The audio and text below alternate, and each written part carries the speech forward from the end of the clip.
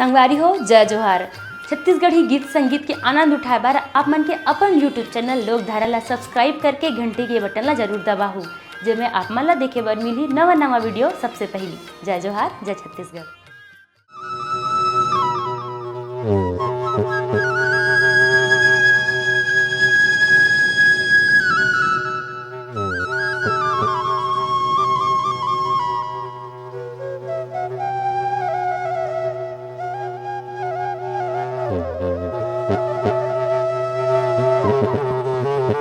बोल श्री कृष्णचंद्र भगवान की जय। बड़ा सौभाग्य के बात है भैया रागी, वाह भैया वाह। आज राजीव मेला में बांस गीत गाय के अवसर मिली भैया। आज बांस गीत ला कौन सुनते भैया? कोई नहीं सुने जी। आज हमारे पुरखा के बांस बांसुरी न दावा थे, पुरखा के बांस गीत न दावा थे। ता आवन हमर जय निरई माता बाप बेटा बांस गीत पार्टी ग्राम बारुका मोहेरा जिला गरियाबंद के दहले आप मन के पौरी में सादर प्रणाम है, सादर प्रणाम है।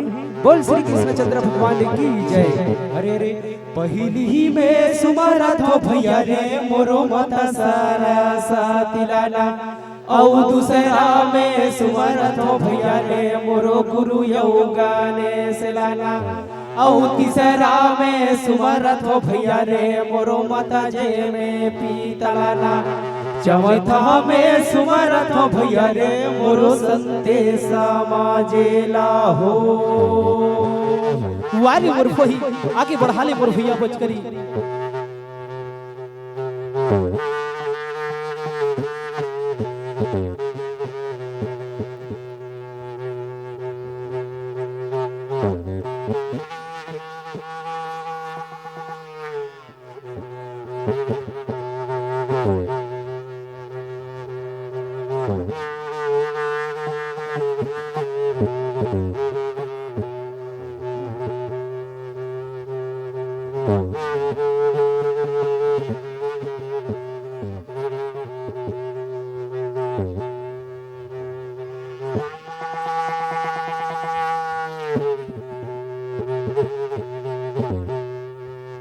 अरे अरे निरई कारा सुमरत हो भैया रे मोरो निरई जे में मातलाना, औ तारी कारा सुमरत हो भैया रे मोरो तारी जे में देवतलाना, औ खड़ा माँ करा सुमरत हो भैया रे मोरो खड़ा जे में दाइलाना, गावे कारा सुमरत हो भैया रे मोरो माता जे में शीतलाला हो।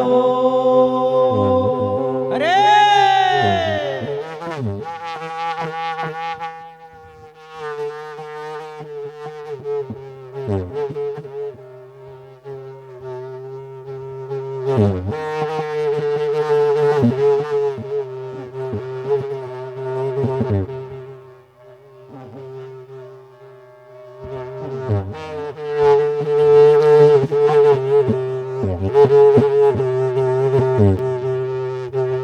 अरे अरे भूजो भूजो को रखना अमृत वाणी, बरसेला कमरा भिगेला पानी जी, बांधेला घोड़ा भागेला खूटा, बैठ के नगाड़ा बजावा थे मूटा जी।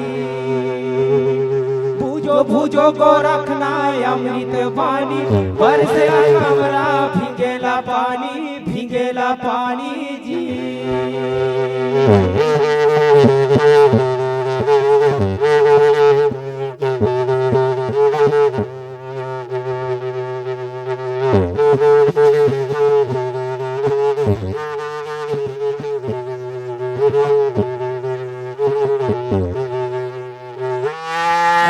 सुनो तो यारो सिन बहिनी, सुनो तो पारो सिन वो, सुनो तो यारो सिन बहिनी, सुनो तो पारो सिन वो, औ हमर घर के लहरीला देखे हो कावो।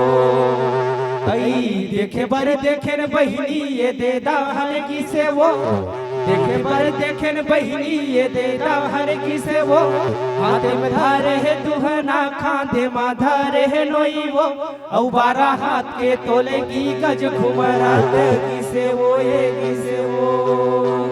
यही जे मेरे है नोनी बड़ा ते सुखाए वो, बड़ा ते सुखाए वो, ससुरे गए ले नोनी बड़ा ससुरे गाये नौनी बड़ा तय मोटाए वो वाली मुर्फोई आगे बढ़ा ले मोर भैया।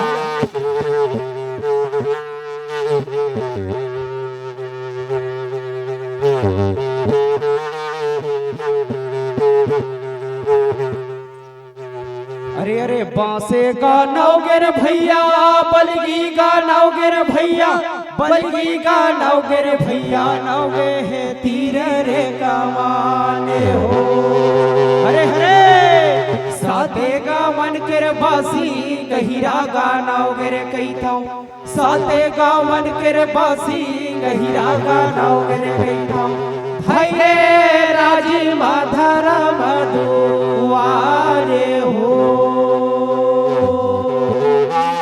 सर आगे बढ़ा हाल मोर भैया बच के।